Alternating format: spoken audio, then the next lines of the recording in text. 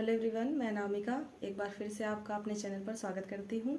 तो आज हम बात करेंगे रिसर्च प्रपोजल के बारे में। तो मेरा जो पिछला वीडियो था पीएचडी इंटरव्यू से जुड़ा, माई पीएचडी इंटरव्यू एक्सपीरियंस, तो उसमें बहुत सारे कमेंट्स थे कि रिसर्च प्रपोजल किस तरह से बनाएं। एक मैंने शॉर्ट वीडियो प्रपोजल के लिए बहुत पहले बनाया था कि किस तरह प्रपोजल बनाया जाए, और एक मैंने लॉन्ग वीडियो भी बनाया था। तो आज मैं फिर से आपको डिटेल्ड बताऊँगी कि किस तरह से रिसर्च प्रपोजल बनाया जाए, मैंने किस तरह से बनाया था। तो देखिए, पहले तो हमें टेंशन रहती है कि किस तरह हम अपना एग्ज़ाम क्लियर करें, किस तरह नेट करें, जेआरएफ कर लें। उसके बाद जब हो जाता है तो अगली टेंशन होती है कि अब प्रपोज़ल किस तरह से बनाएं। मेरे साथ भी सेम ऐसे ही हुआ। पहले मैं परेशान थी किसी तरह मेरा एग्ज़ाम क्लियर हो जाए, बस उसके बाद कुछ नहीं चाहिए, एडमिशन तो मिल ही जाएगा। लेकिन जब मेरा एग्ज़ाम क्लियर हो गया तो फिर मुझे टेंशन होने लगी कि अब मुझे अच्छा प्रपोज़ल बनाना है, मुझे जल्दी जल्दी पीएचडी में एडमिशन लेना है, मुझे जेआरएफ फेलोशिप जल्दी से जल्दी चाहिए। तो मैं भी काफ़ी परेशान रहने लगी थी। और देखिए, सबसे पहली बात, अगर आप यूनिवर्सिटी में रेगुलर जा रहे हो या आप कॉलेज से जुड़े हुए हो, प्रोफेसर से जुड़े हुए हो, तो आप क्या करिए, जब आपका एग्ज़ाम क्लियर हो जाता है उसके बाद आप एक बार अपने प्रोफेसर से मिलिए, अपने सब्जेक्ट से जुड़े हुए कुछ टॉपिक डिस्कस कर लीजिए कि किस टॉपिक में मुझे प्रपोज़ल बनाना चाहिए। आप अपने विचार मुझसे साझा करिए कि वो बताएंगे आपको कुछ बहुत टॉपिक। प्रोफेसर्स के अंडर कुछ बच्चे रिसर्च ऑलरेडी कर रहे होते हैं तो उनको आइडिया काफ़ी होता है, वो आपको कुछ टॉपिक बता देंगे। और अगर आप मेरी तरह हो कि कभी आप यूनिवर्सिटी कॉलेज नहीं गए या आपका किसी प्रोफेसर से आपका तालमेल नहीं है, आप नहीं जानते हो, तो मैंने तो क्या किया था, मैंने पहले एक दीदी से पूछा था नेट के एग्ज़ाम के बारे में। जब मैं एमए सेकेंड सेमेस्टर में, एमए में एडमिशन के बाद सेकेंड सेमेस्टर तक मुझे इस एग्ज़ाम के बारे में कुछ नहीं पता था। तो मैंने उनसे पूछा था कि एग्ज़ाम क्या होता है, किस तरह से दिया जाता है, तो उन्होंने मुझे इस बारे में बताया। तो उनसे ही मैंने पूछा था बाद में कि आप प्रपोज़ल का बताइए कि प्रपोज़ल किस तरह बनाया जाता है। तो उन्होंने मुझे बताया था कि प्रपोज़ल आप बना सकते हैं, उसमें आप ज़्यादा टेंशन मत लो, पहले एग्ज़ाम देखो, अपना एग्ज़ाम की तैयारी करो, ऐसे बोल देती थी वो। फिर जब मेरा एग्ज़ाम हो गया तो मैंने जब उनसे फिर से पूछा तो उन्होंने कहा प्रपोज़ल बन जाता है, कुछ लोग पैसे दे के भी बनवा लेते हैं, लेकिन उसका कोई फ़ायदा नहीं। उन्होंने इससे मुझसे ये भी कहा कि उसका कोई फ़ायदा नहीं होता, प्रपोज़ल खुद बनाना चाहिए। और ख़ुद से बनाओगे तो वहाँ आपसे जो क्वेश्चंस पूछेंगे प्रोफेसर्स, और प्रपोज़ल बहुत कम लोग ही देखते हैं, वो आपसे ये जानना चाहते हैं कि आपको टॉपिक के बारे में कितनी नॉलेज है, आपने खुद से बनाया है या नहीं। तो आपको प्रपोज़ल, पहली बात तो ये क्लियर है कि आपको खुद से प्रपोज़ल बनाना चाहिए। दूसरी बात, अगर आप कॉलेज नहीं गए हो, यूनिवर्सिटी नहीं गए हो, प्रोफेसर से नहीं जुड़े हो, तो सबसे पहले आपको क्या करना है कि यूट्यूब पर जाइए, कुछ टॉपिक अपने सब्जेक्ट से जुड़े कुछ डालिए कि इससे जुड़े रिसर्च के टॉपिक, ठीक है।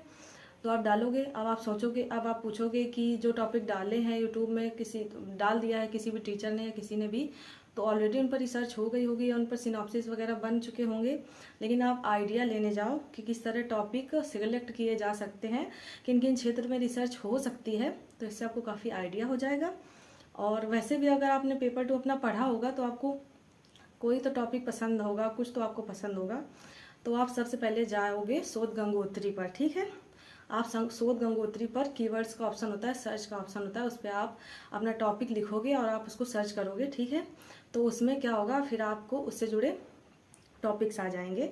तो आप उससे जुड़े जितने भी रिसर्च सिनॉप्सिस बनाई हैं और यूनिवर्सिटी ने पोस्ट की हैं सिनॉप्सिस, तो वो आपको आ जाएंगे एक जगह पर। तो आप उसको क्लिक करके आप सिनॉप्सिस पढ़ लीजिएगा। तो कुछ 10-12 पेज की सिनॉप्सिस होती है, कुछ लोग 5-6 पेज की भी डाल देते हैं। तो उससे आपको आइडिया मिल जाएगा कि प्रपोज़ल में कौन कौन सी हेडिंग्स होती हैं, किस तरह उसकी रूपरेखा होती है और किस तरह प्रपोज़ल बनाया जाता है। तो इससे आपको काफ़ी आइडिया हो जाएगा। फिर ऐसे करके अब आप अपना एक अच्छा सा टॉपिक सेलेक्ट कर लीजिए, ठीक है। तो अगर आपको जब प्रपोज़ल बनाना है तो आप एक कच्चा पक्का प्रपोज़ल बना के रख लीजिए। ज़रूरी नहीं कि वो परफेक्ट ही हो, आप इसमें थोड़ा बहुत चैट जीपीटी की भी सहायता ले सकते हैं कि मुझे इस हेडिंग में लिखना है इस बारे में, तो मुझे थोड़ा आइडिया दो, तो वो आपको बताएगा। तो आप हेल्प से कच्चा पक्का प्रपोज़ल लिख लीजिए, ठीक है। उसके बाद आप उसी प्रपोज़ल में जो जिस टॉपिक से आपको प्रपोज़ल बना है उस टॉपिक को आप शोध गंगा वेबसाइट पर डालोगे, और उससे जुड़े जितने रिसर्च हो चुके हैं, रिसर्च पेपर आएंगे, खूब बड़े बड़े आ जाएंगे 5-7 चैप्टर्स के। तो आप उनको डिटेल में पढ़िए, डेली 1-2 घंटे दीजिए। बाकी अपना समय, अगर आप तैयारी कर रहे हो असिस्टेंट प्रोफेसर वगैरह की, तो उसमें भी आप समय दे सकते हैं। तो 1-2 घंटे आप उससे जुड़े जितने रिसर्च हुए उस पर ध्यान दीजिए, अच्छे से पढ़िए, तो आपको और डीप नॉलेज हो जाएगी देखिए प्रपोज़ल आपका बहुत मुश्किल है कोई देखे, बल्कि जब आप जाओगे तो आपसे आपके टॉपिक के बारे में पूछा जाएगा, तो आप उसके बारे में अच्छे से पढ़िए। आपसे पूछेंगे आपका टॉपिक क्या है और इस पे क्या क्या काम हो चुके हैं और आप इसमें क्या नया काम करोगे। तो जब आप शोध गंगा पे अच्छे से रिसर्च टॉपिक पढ़ोगे तो आपको काफ़ी आइडिया हो जाएगा, और जो जो आपको की पॉइंट्स लगे वो आप नोट कर लीजिए। और जब आप रिसर्च पेपर्स पढ़ोगे तो धीरे धीरे आप सुधार करते जाओगे अपने प्रपोज़ल में, और आपका प्रपोज़ल और बेहतर बनता जाएगा। और देखिए लास्ट इंटरव्यू के दिन तक आपके प्रपोज़ल में ऐसे तो होता ही रहता है, टॉपिक बहुत बदलते रहते हैं, तो इसलिए आप एक टॉपिक कंफर्म कर दीजिएगा जल्दी से जल्दी, और उस पर जितना सुधार हो सके सुधार करते रहिएगा लास्ट तक। फिर फाइनल इंटरव्यू में आप अपना पहला पेज अच्छे से प्रिंट करवा लीजिएगा, यूनिवर्सिटी का लोगो वगैरह वो आप बना सकते हैं, कई ऐप्स आते हैं वेबसाइट से, आप लोगो बना के बस प्रपोज़ल आपका रेडी हो जाएगा। बस मेन बात ये है कि आपको उसके बारे में नॉलेज ठीक होनी चाहिए, ज़्यादा अच्छी भी नहीं होनी चाहिए, क्योंकि आप रिसर्च करने जा रहे हो, ना कि आप रिसर्च इसमें कर चुके हो। तो आप रिसर्च करने जा रहे हो तो आपको इतना नहीं डीप नॉलेज होगा, अभी थोड़ा बहुत आपको नॉलेज होगा कि मैं इस पर रिसर्च करूँगी और मैं ये चीज़ें खोजूँगा, इस पे ये रिसर्च नहीं हुई है तो मैं ये करूँगा, ऐसे थोड़े बहुत नॉलेज होनी चाहिए आपको। मैं आप सबके अदर सब्जेक्ट होंगे, इसलिए मैं आपसे जिस तरह से रिलेट कर पा रही हूँ उस तरह से बात कर रही हूँ। तो आप इस तरह से अपना टॉपिक बना लीजिए और रोज़ इस पर थोड़ा थोड़ा समय दीजिए, उसको अच्छे से पढ़िए। और जितना आप रिसर्च पेपर्स पढ़ोगे, प्रपोज़ल तो ठीक है, लेकिन आप जितना रिसर्च पेपर्स पढ़ोगे उतना आपका प्रपोज़ल अच्छा होता जाएगा, और अपने मन से आप और चीज़ें उसमें डाल पाओगे। तो आपको रिसर्च पेपर्स पढ़ने हैं, शोध गंगा पे ज़्यादा से ज़्यादा समय दीजिए अपना।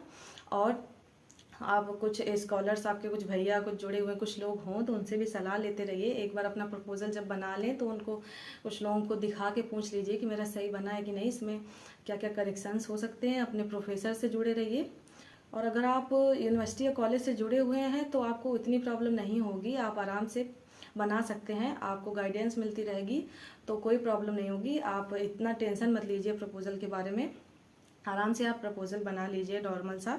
बस उसके बारे में थोड़ी बहुत जानकारी इकट्ठा रखिएगा। वैसे बनाने के बारे में इतनी टेंशन लेने की ज़रूरत नहीं है कि सही से लिखा हो, स्पेलिंग सारी सही हों और प्रॉपर अच्छे से बना हो। आप अच्छे से बनाइए ज़रूर, लेकिन इतना परेशान मत होइए। उसके बारे में ज़्यादा नॉलेज गेन करने की कोशिश कीजिए कि आपको उसके बारे में पता हो और आप उसके बारे में बोल सकें। आप बोल सकें कि 5 मिनट तक आप अपने टॉपिक के बारे में बोल सकें। ऐसे इस तरह से आप उसमें नॉलेज गेन कर लीजिए, बाकी अपना प्रपोज़ल भी बना लीजिए और इस तरह से आप अच्छे से इंटरव्यू देने जाइए। तो बस मुझे अचानक से याद आई तो मैंने अपना थोड़ा हुलिया सुधारा, और अभी रात के बजे हैं 11:30, तो मैं ये वीडियो बना रही हूँ। तो आप लोग मेरे सारी वीडियोस को बहुत अच्छे से देखते हो, बहुत पसंद करते हो, तो मैं इसके लिए आपकी बहुत आभारी हूँ। आप बताइएगा मुझे और आपको किस टॉपिक में वीडियो चाहिए, आपकी क्या क्या क्वेरीज़ हैं। मैं कोशिश करती हूँ आपकी सारी कमेंट्स का रिप्लाई दे सकूँ, ज़्यादा से ज़्यादा कमेंट्स का। और मेरा कोर्स वर्क स्टार्ट होने वाला है, जैसे जैसे जो कुछ होता जाएगा मैं बताऊँगी आपको। मेरा ओरिएंटेशन प्रोग्राम हो चुका है, अब मेरा कोर्स वर्क स्टार्ट होने वाला है, नवंबर में स्टार्ट हो जाएगा। तो मैं आपको बताऊंगी कि कोर्स वर्क किस तरह से होता है और उसमें क्या क्या पढ़ाया जाता है और क्या क्या सिखाया जाता है। उसके बाद शायद एग्ज़ाम भी होता है, तो मैं बताऊंगी कि किस तरह से क्या क्या होता है। आपने पूरे वीडियो को इतने अच्छे से सुना है उसके लिए बहुत बहुत शुक्रिया। बने रहिए मेरे साथ, धन्यवाद।